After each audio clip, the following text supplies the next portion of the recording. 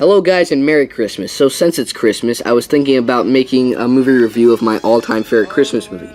And the best Christmas movie of all time is Die Hard. No, I'm just kidding. It's a Wonderful Life is still my favorite, but this was my second choice, and that movie is Die Hard.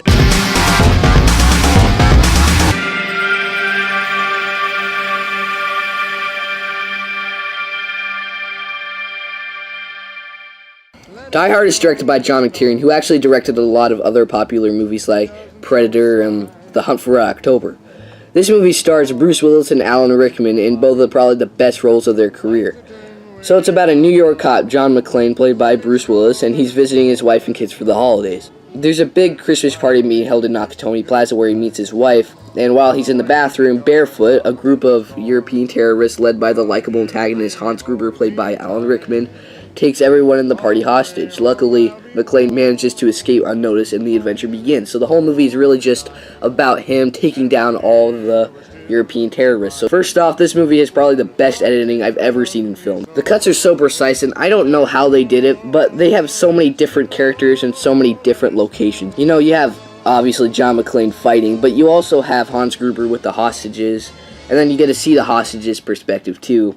And then there's Sergeant Al Powell on the ground talking to McClane on the walkie-talkie, and then you get to see the FBI on the ground also, and then you get to see the TV reporters and what they have to go through. So you just get a ton of different perspectives all jumbled into one awesome movie. It's really cool how this movie forms relationships with certain characters when they don't even know who each other are, because for a while Hans and the terrorists don't know that McClane is actually in the building. Once McClane starts talking to them on the radio that he stole off of one of the terrorists that he killed, Hans and him are having a conversation. They don't really know who each other are and don't know what each other look like. Well, Roy Rogers, actually. I really like those sequin shirts. Do you really think you have a chance against us, Mr. Cowboy? Yippee-ki-yay, mother.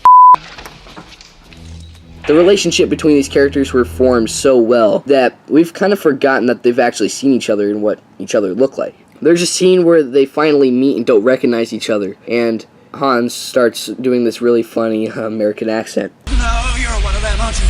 You're one of them. It's just a very smart move that the director pulled, and we barely even noticed it. He pulls this move with the relationship between McClane and Sergeant Powell. They speak to each other and easily become best friends when they don't even know who each other are. John McClane starts saying that his name's Roy, as in Roy Rogers, which is his hero, and that's what Sergeant Powell is calling him throughout the whole movie. They share each other's problems and easily become best friends. At the end of the movie, they finally see each other for the first time and know from the second they see each other that that's the person they've been talking to this whole time. This move was just done really well by forming character relationships and being able to capture everyone's perspective all at once in one movie. Another thing I adore about this movie is the likable and relatable protagonist who is John McClane. I'm going to have to give Bruce Willis a ton of credit for this because he just plays it so well. He's just so over the top and everything. I just love it. Where are you going, pal? Next time you have a chance to kill someone, don't hesitate.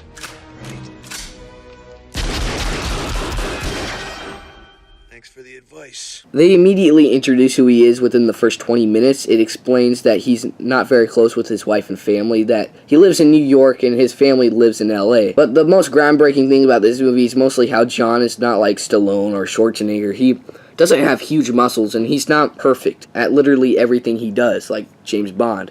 He's your normal everyday guy that's just a lone fighter, trying as hard as he can to defeat all the terrorists. No one in the movie helps him, so he really has to decide that he has to do everything for himself. The one scene that struck me the most on how he's just such a relatable character is where all the men are shooting the glass when he's clearly barefoot, and the shattered glass is on the ground and his bare feet are walking on it. It shows his pain, there's blood all over his feet, and it does something that normal action movies would never really do, which is showing the characters have consequences for their actions, and that shattered glass is really dangerous, and they never really show that in movies. No movies really touch on that. They usually just brush over it. Another thing that really struck me out is in the very beginning where he decides to sit in the front of the limo with the limo driver instead of sitting in the back where he should be. It just shows what type of a person he is. This movie really helps you relate to the protagonist. This movie also creates a very likable villain, Hans Gruber. He's not exactly sympathetic such as a villain like Magneto, but he's not exactly funny like Loki.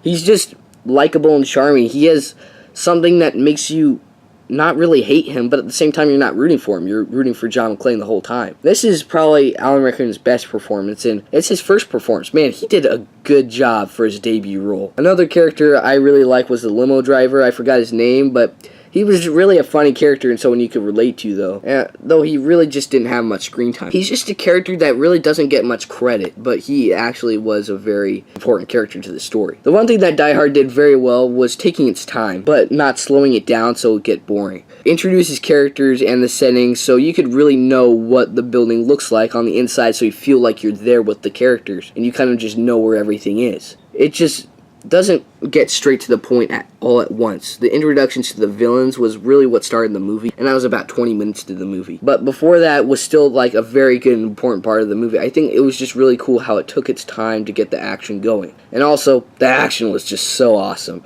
The scenes are just edited together so well that you really just feel like you're in the moment. It's just so fun and entertaining. This movie will never get old. It also ended in a way that made you feel satisfied. There are a few movie endings that satisfy me 100%. Movie endings like The Shawshank Redemption, Star Wars, and obviously Die Hard make me feel satisfied all the way, so when the movie ends, I don't feel like there should be more to it. It just feels complete and solid when the movie ends. It was a very good way to end a movie. Overall, though, I think Die Hard is the best action movie ever made. No joke. I think this is literally the best action movie I've ever seen. No movie can really replace it. And yeah, it's the second best Christmas movie too. This is probably the #1 movie that every guy needs to watch for a movie night. It just has some of the best character growth and development, action scenes, and pacing I think I've ever seen in one movie. It is, to this day, probably one of the best movies of all time. Personally, probably one of my favorite movies ever made. I'm not joking, guys. This is truly one of the best movies. It's just truly awesome. Thanks for watching, guys. Please tell me what you think of Die Hard in the comments below. It is truly one of the best and created a pretty good franchise. Please hit the like button and please subscribe to this channel. This is Ethan Butler, and I'm out.